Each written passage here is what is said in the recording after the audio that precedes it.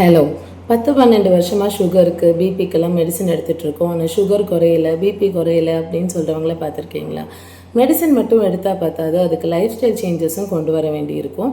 நம்ம இதை சொன்னோம் அப்படின்னா, நாங்கள் சப்பாத்தி சாப்பிட்றோம் நைட்டு அப்படியுமே குறையல அப்படின்னு சொல்லுவாங்க.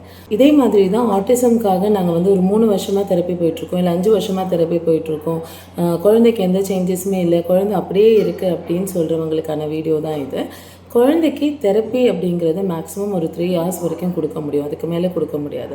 ஸோ இந்த 3 ஹவர்ஸ் தெரப்பியை மீறி மிச்சம் 24 ஹவர்ஸில் 21 ஹவர்ஸும் அந்த குழந்தை உங்களோட தான் இருக்கும். அந்த 21 ஹவர்ஸ் நீங்கள் ஃப்ரீயாக விட்டுட்டு, குழந்தைய அவங்கள பாட்டுக்கு சுற்ற விட்டுட்டு, குழந்தைக்கு எந்த ஒரு இன்புட்டுமே கொடுக்காமல் விட்டுட்டீங்க அப்படின்னா, இந்த 3 மணி நேரம் நீங்கள் கொடுக்குற தெரப்பியும் வேஸ்ட்டு தான். ஸோ எப்படி சுகருக்கு மாத்திரை மட்டும் எடுத்தால் பார்த்தாதோ, அதே மாதிரி ஆட்டிசம்க்கு தெரப்பி மட்டும் எடுத்தால் பார்த்தாது, ஹோம் தெரப்பி இல்லை ஹோம் கேர், வீட்டில் நம்ம அவங்கள எப்படி ஹேண்டில் பண்ணுறோம் அப்படிங்கிறது ரொம்ப முக்கியம். Take care.